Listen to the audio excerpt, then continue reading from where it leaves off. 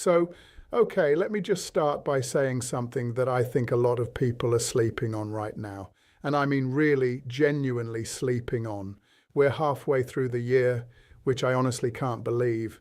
And if you've been watching gold and silver prices lately, you might be sitting there thinking, what is going on? Gold peaked somewhere around 5,500. It's now hovering around 4,400. Silver hit 110 and now it's sitting at 62. That's a 43% drop from the highs. 43%. And you know what the market did during that whole time? It celebrated, just kept going up like nothing happened. And that tells you something. That tells you a lot, actually. But here's the thing, and this is what I really want to get into today. The story isn't just about gold and silver prices going up or down. The story is much, much bigger than that. We're talking about $160 trillion in liabilities. We're talking about a debt situation in the United States that when you actually do the math, like sit down with a calculator and do the math, the numbers don't work. They literally do not add up. And that's not me being dramatic. That's just arithmetic. So let's walk through this because I think once you understand the full picture, the movement in metals starts making a whole lot more sense. Let me start with silver because I think it's the most misunderstood of the two right now. A lot of people got into silver earlier this year when it was running hard. It had this incredible chart, a hockey stick, straight up. And look, when something is going parabolic like that, when it's in what you'd call a melt-up, that's usually the time to think about getting out, not getting in. The irony is, most retail investors do the exact opposite. They see something going up fast, and they pile in right when the smart money is quietly heading for the exit. Silver in January was anything but hated. Everyone loved it. Everyone was talking about it. And historically, when everyone is talking about something, when sentiment has gotten completely crowded, that's not a buy signal. That's a warning sign. The key distinction that I think a lot of people miss is this. There's a difference between saving and speculating. Gold, for people who really understand it, is savings. It's a store of wealth. It's what you hold when you don't trust the purchasing power of the currency you're sitting in. Silver, on the other hand, silver is more of a speculation. It's more volatile. It's more industrial. It responds differently to sentiment. And when you're speculating in something, the reason you own it matters. The reason you got in the first place, that's your exit signal. When that reason disappears, you get out. It's not emotional. It's not panic. It's just following the logic you started with. And the reason a lot of smart money got into silver was that it was hated. Nobody wanted it. It was beaten down, unloved, trading at levels that made no sense relative to gold. But by January, it wasn't hated anymore. Everybody wanted a piece of it. So the original thesis that you were buying something deeply out of favor, that thesis had expired. And when your thesis expires, you get out. The people who didn't understand that, the ones who confused volatility with opportunity and sentiment with fundamentals, they're the ones now sitting on 40% losses wondering what happened. Now here's where it gets really interesting, and this is the part I want you to pay close attention to because this isn't just about metals. This is about what's happening to money itself. Think back to early 2020, right before everything went sideways. The M2 money supply, which is basically a broad measure of how much money is floating around in the economy, was sitting at around $15.4 trillion. Okay, that's a big number. Fast forward a couple of years, and it's well over $22 trillion. That's an increase of more than 40%. Over 40% more dollars chasing the same goods, the same houses, the same groceries. And people wonder why everything feels more expensive. It's not that your house got more valuable. It's that the dollar you're measuring it in got cheaper. That's it. That's the whole trick. Here's a mental exercise that I think is really useful. Instead of pricing things in dollars, try pricing them in gold. Go back to the year 2000, when gold was sitting around $250 an ounce. Now measure what things cost in that year 2000 gold. Houses are cheap. Gasoline is cheap. Food is cheap. But measure those same things in dollars and everything looks expensive. That gap, that difference, is the story of what's happened to your purchasing power over the last 25 years. Your portfolio might show a number going up, but if the unit you're measuring it in is shrinking, are you actually getting richer, or are you just running to stay in place? Okay, so now let's talk about the really big number, the one that kind of makes everything else look small. And I want you to stick with me here because this is the part where the math gets genuinely uncomfortable. The United States has on-balance sheet obligations. That means the money it officially owes to bondholders, of nearly $40 trillion. That's 115% of GDP, which is already extraordinary. But then you've got the off-balance sheet stuff, and this is where most people aren't looking. Medicare, Medicaid, Social Security, military pensions, federal pensions, the net present value of all of those obligations, basically what the government has promised to pay out in the future, is $120 trillion. You add those two numbers together and you're sitting at roughly $160 trillion in total liabilities. Now, the IRS estimates that the total private net worth of Americans, everything, all the houses, all the 401ks, all the business equity, everything, is about $172 trillion. So we're worth $172 trillion. And we owe $160 trillion. That's a $12 trillion delta, $12 trillion of breathing room. And here's the kicker. That gap is shrinking by about $4 trillion every single year. On-balance sheet liabilities growing by about $2 trillion. Off-balance sheet by another $2 trillion. Do that math and you're looking at, 3 years before that delta hits zero, 3 years before the United States is technically net negative in terms of what it owes versus what it's worth. Now, the question everyone should be asking is, how does a government get out of a situation like that? And there are really only a couple of options. The first option is the honest one. You default.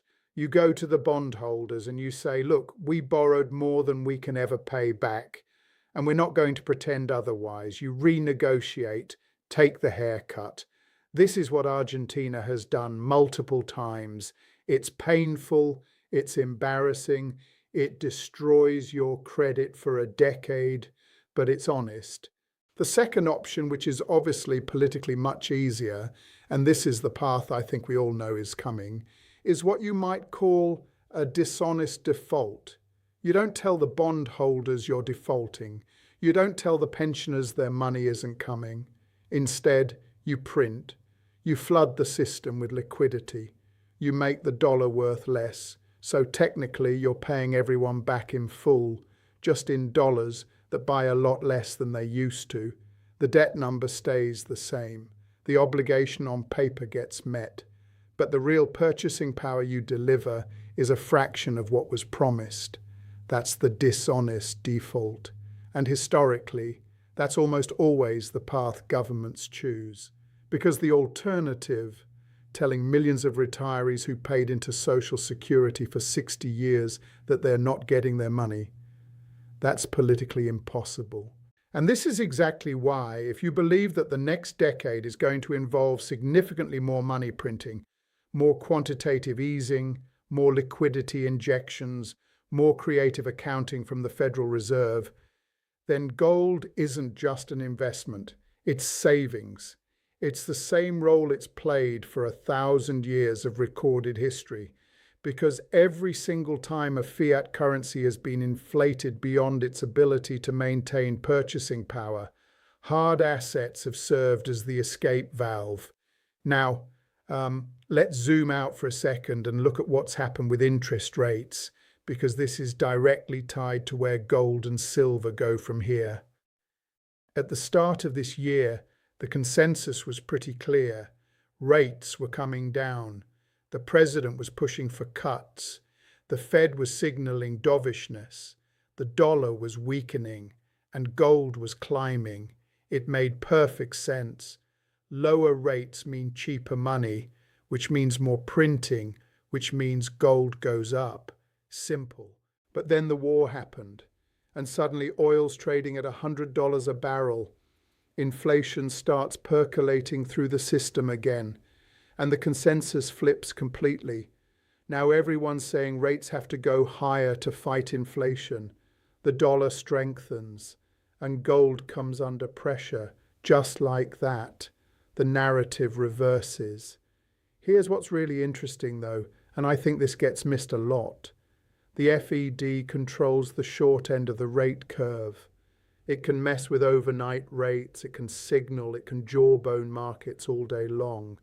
But the long bond, the 10-year, the 30-year, that's being priced by the market now. And the market is saying something very different from what the FED would prefer. Markets are quietly repricing long-term expectations higher, even while the FED keeps trying to guide short rates lower. And that divergence, that gap between what the FED says and what markets actually do, that's historically not something that resolves quietly. Here's the historical parallel that I think matters most right now. Go back to 1975. Gold had been on an incredible run, climbing from $35 an ounce, admittedly under price controls, all the way up toward higher levels. Then, political pressure to deal with inflation caused rates to rise, and gold fell 50%. In the middle of a secular bull market, a genuine multi-decade bull market, gold dropped by half in 9 months. 9 months. And a lot of people who had started to treat gold almost like a religion, who had been holding it for years and watched it climb, they got shaken out at the bottom. They couldn't take the pain. They sold. They said, okay, this is done. The thesis is broken. And then what happened? The political class blinked. Rising rates destroyed the housing market. They destroyed the auto industry. They murdered the bond market. They hammered equities. And the people who run things, the politicians, the commercial interests, they decided that US political survival was more important than the sanctity of the dollar. Rates came down, liquidity flooded in, and gold ran from roughly $100 at the end of 1975 to $850 by 1981. The people who got shaken out missed the biggest part of the move. The people who understood that the 50% decline was a feature, not a bug, that it was the mechanism for removing weak hands before the real run. Those people did extremely well. That pattern, that's not ancient history. That's the playbook. Rates rise. Hard assets get crushed. Weak conviction exits. Political reality reasserts itself. Rates come down. Liquidity returns. And hard assets rip. We've seen variations of this in 1987, in 2000, in 2008. Every single time there's been a real fiscal crisis, not a fake one, a real one. The US policy response has been to cut rates and flood markets with money. Remember 2008? We will do whatever it takes. What it took was, let's be honest, counterfeiting. Massive, unprecedented money creation. And it worked. Asset prices recovered. The economy stabilized. The dollar survived. But here's the crucial difference between then and now. In 2008, US on-balance sheet liabilities were less than 40% of GDP. There was enormous room to maneuver. The US could go to the world and say, look, trust us, we've got this. And markets believed it because the math still more or less supported that belief. Today, liabilities are at 115% of GDP. The moral authority to ask the world to trust another round of unlimited money printing is significantly lower than it was 15 years ago. The credibility has been spent, and if we hit another 2008-style event, and with the problems in private credit, with global economic dislocations, with the geopolitical mess we're living through, those risks have clearly gone up. The tools available to respond are blunted in a way they simply weren't before. That's the asymmetric risk that a lot of people aren't pricing in. It's not that collapse is inevitable. It's that the backstops we relied on in previous cycles are less reliable now. And if you're positioned as though this time will look exactly like last time, you might be in for a very rude surprise. So what does all of this mean practically? Because I know some of you are sitting there thinking, okay, I bought gold or silver equities in Q4 or Q1 when prices were much higher, and now you're watching them trade down. You're watching your account value shrink. And you're wondering why you didn't just buy semiconductor stocks or tech and ride that wave instead. I get it. That's a completely human reaction. But here's the thing. The question you should be asking isn't, why is the price down? The question is, has the value changed? Price and value are not the same thing. They move together over long periods, but in the short term, they can diverge wildly. And it's in that divergence that real money is either made or lost. The investors who get hurt, really permanently hurt, not just temporarily hurt, are the ones who confuse a lower price with a broken thesis. They see red on the screen and they assume something fundamental has changed. So they sell, they lock in the loss, they move to whatever's been going up lately. And by doing so, they transfer their wealth directly to the patient capital that was waiting for exactly that moment of maximum pessimism. The professionals, they're running two scenarios simultaneously. What are these assets worth at today's gold price? And what are they worth at a gold price that reflects the next 5 years of monetary policy? And they're constantly rebalancing, selling the positions that have run and no longer offer the leverage they're looking for, and buying the ones that are most beaten down relative to their underlying value. It's not exciting. It doesn't make great content. It doesn't go viral. But it's what actually works over time. And look, I know this is a lot to take in, but the bottom line is pretty simple when you strip away all the complexity. The governments of the world, and especially the United States, have made promises they mathematically cannot keep in real terms. The only realistic path forward involves some combination of money creation, currency debasement, and financial repression. That process will be gradual. It will be disguised with technical language and complicated acronyms.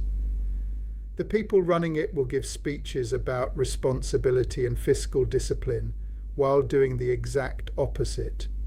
And the assets that protect against that outcome, the ones that have served that function for 1,000 years of human economic history, are the ones that are currently under pressure, hated by the retail crowd, and being quietly accumulated by people who've studied what happens when this cycle plays out. The fact that gold and silver are down, the fact that the headlines are scary, the fact that nobody wants to talk about metals at dinner parties right now, that's not a reason to panic. That might actually be the most important reason to pay attention, because these moves don't telegraph themselves. They don't show up on the front page of the newspaper until they're already well underway. And by the time everyone agrees that precious metals are the obvious play is usually over. So the question isn't whether gold and silver are going to reflect what $160 trillion in liabilities means for the dollar over the next decade. The question is whether you'll still be holding them when that finally happens. Because the 50% drawdown in 1975 taught us one thing above everything else: it's not enough to be right. You have to be right and patient enough to let the thesis play out. And in markets, patience is genuinely the rarest commodity of all.